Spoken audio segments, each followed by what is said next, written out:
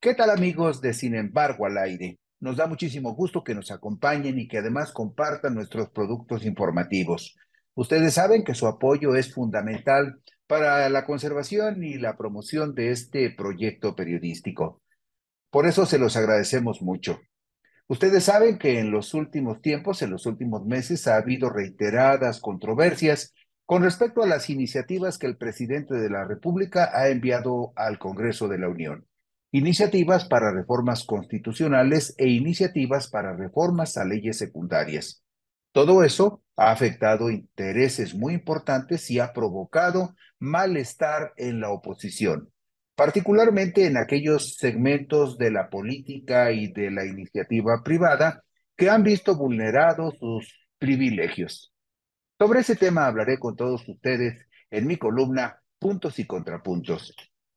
Durante más de 3 décadas, la Constitución Política de los Estados Unidos Mexicanos fue groseramente manoseada y reformada para adecuarla a los intereses de una oligarquía rapaz que en complicidad con políticos corruptos se sentía dueña del país y gozaba de privilegios excepcionales para enriquecerse sobre las carencias y las desgracias de la mayoría de la gente.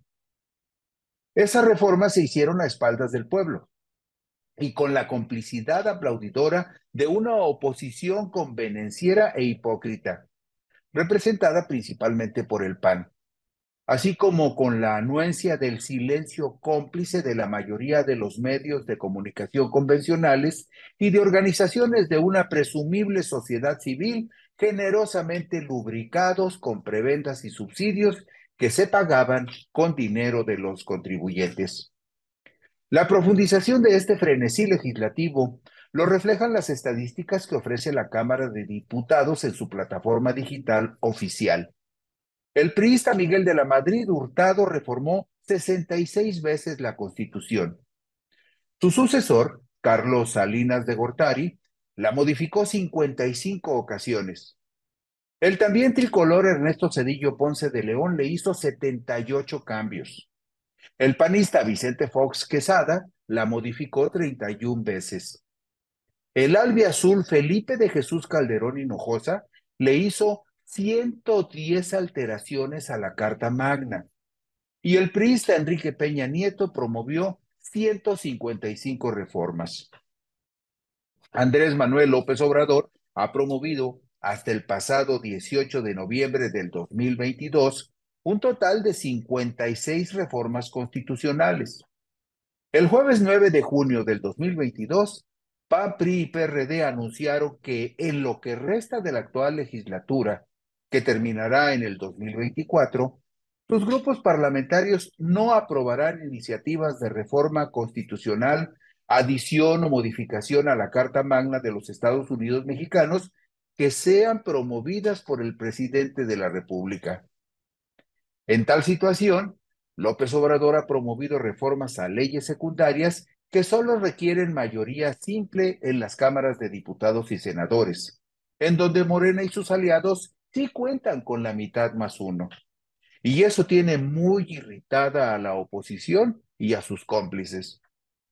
En su Tratado sobre Derecho Constitucional Mexicano, publicado por Editorial Porrúa en 1972, el jurista Ignacio Burgoa Orihuela advierte: mediante el ejercicio de su poder soberano, el pueblo puede romper violenta o revolucionariamente, como de hecho ha sucedido con frecuencia innegable, un régimen jurídico, político o socioeconómico que se adecue a sus aspiraciones o que sea obstáculo para su progreso en los más importantes aspectos de la vida. El connotado constitucionalista hace la siguiente ponderación: en su fase cruenta, la soberanía tiene un fin destructivo, pero también suele perseguir el objetivo de construir un sistema jurídico en cuyas normas fundamentales se plasmen los designios populares, se apunten las soluciones a los grandes problemas que afectan a los sectores humanos mayoritarios y se indiquen las medidas para satisfacer las necesidades y carencias colectivas. Y explica a Burgoa Orihuela lo siguiente: el pueblo es la fuente de la soberanía, su único sujeto o dueño, pero en atención a circunstancias de índole práctica, no puede desempeñarla por sí mismo, en cuya virtud delega su ejercicio en órganos por él creados expresamente en el derecho fundamental o en la Constitución, los cuales despliegan el poder soberano popular en forma derivada. Esta voluntad soberana del pueblo se expresa a través de las iniciativas del presidente de la República y de las leyes o reformas que promueven y aprueban diputados y senadores en el Congreso de la Unión, ajustando los procedimientos a las reglas establecidas. El jueves 4 de agosto de 2022, en su conferencia mañanera, el presidente López Obrador hizo una amplia relatoría de las principales reformas que promovieron los gobiernos que le antecedieron, orientadas a ajustar el andamiaje jurídico de la República en favor de una oligarquía que entreveraba los intereses de una clase política corrupta y obsequiosa con los privilegios de un segmento muy exclusivo del sector privado, acostumbrado a hacer negocios en complicidad y al amparo del poder público y con dinero de los contribuyentes. López Obrador hizo notar que en mayo de 1989, al inicio del gobierno de Carlos Salinas de Gortari, PRI y PAN avalaron el Plan Nacional de Desarrollo que permitió la venta de importantes empresas públicas al sector privado. El 27 de junio de 1990, el PRI y el PAN reformaron el artículo 28 constitucional para entregar todo el sistema bancario, que era propiedad de la nación, a un segmento privilegiado del sector privado.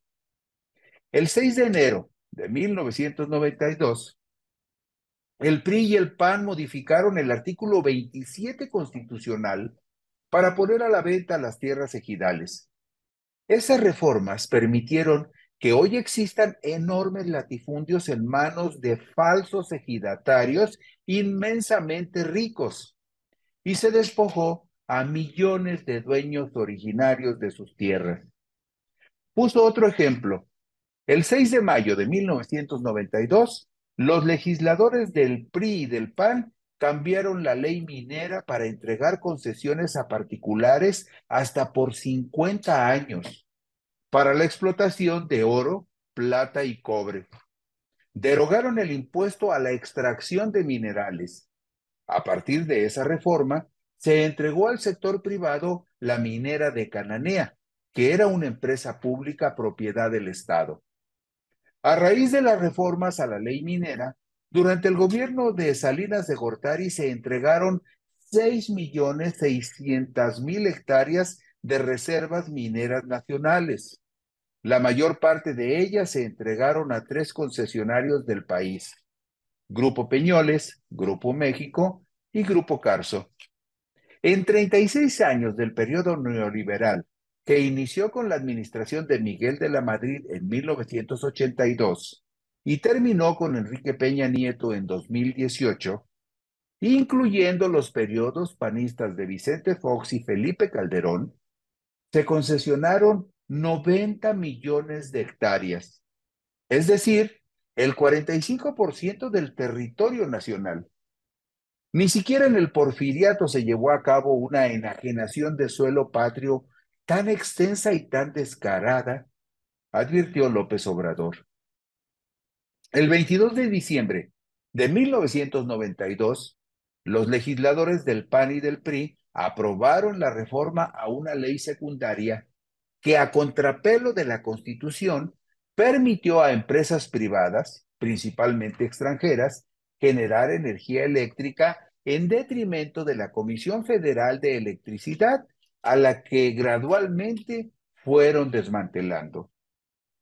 López Obrador también refirió que el 5 de marzo de 1993, cuando Ernesto Zedillo Ponce de León era secretario de Educación en la administración de Carlos Salinas, el PRI y el PAN aprobaron la reforma al artículo 3 constitucional para limitar la gratuidad de la educación pública, acotarla solo a nivel primaria y secundaria, y se dejó al libre mercado como si fuera una mercancía, la educación media superior y la educación universitaria.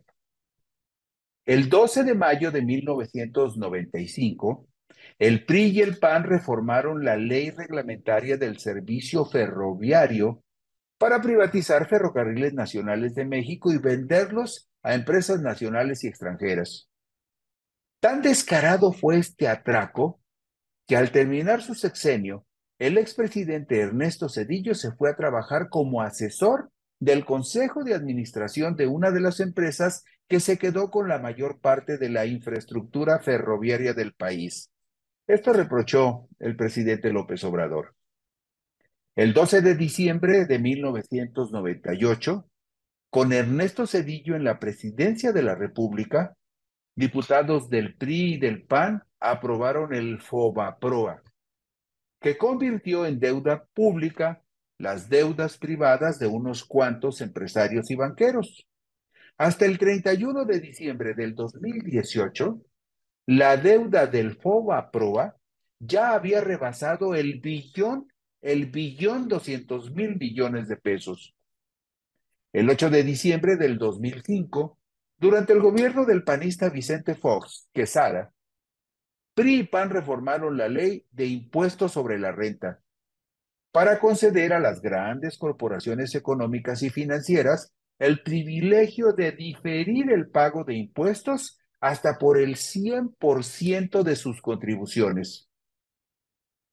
El 2 de diciembre del 2012, al día siguiente de haber tomado posesión de la presidencia de la República, Enrique Peña Nieto firmó con los partidos PAN, PRI y PRD el llamado Pacto por México, en el cual se acordó profundizar las privatizaciones del sector energético, la educación, la seguridad social y las comunicaciones, así como reformar leyes fiscales, laborales y hacendarias, todo en beneficio de la clase dominante del país y de los intereses extranjeros. El 26 de diciembre del 2013, el presidente Peña Nieto emitió dos decretos en los que se facultaba al presidente de la República para condonar o eximir total o parcialmente el pago de contribuciones y accesorios y para conceder subsidios o estímulos fiscales. Concluyó López Obrador ese jueves 4 de agosto del 2022. En fin, durante el periodo neoliberal, las leyes se aprobaron por consigna y a modo en el sentido que exigían los potentados, políticos, funcionarios y legisladores, para beneficio de particulares, sin importar el interés público, y mucho menos proteger los intereses del pueblo. Más allá del discurso demagógico, falso e hipócrita, a la mayoría de los políticos se les atraganta la sentencia inscrita en el artículo 39 de nuestra Constitución. La soberanía nacional reside esencial y originariamente en el pueblo. Todo poder público dimana del pueblo y se instituye para beneficio de éste. El pueblo tiene en todo tiempo el inalienable derecho de alterar o modificar la forma de su gobierno. Y a través de la 4T lo está haciendo. Muchas gracias por su gentil atención.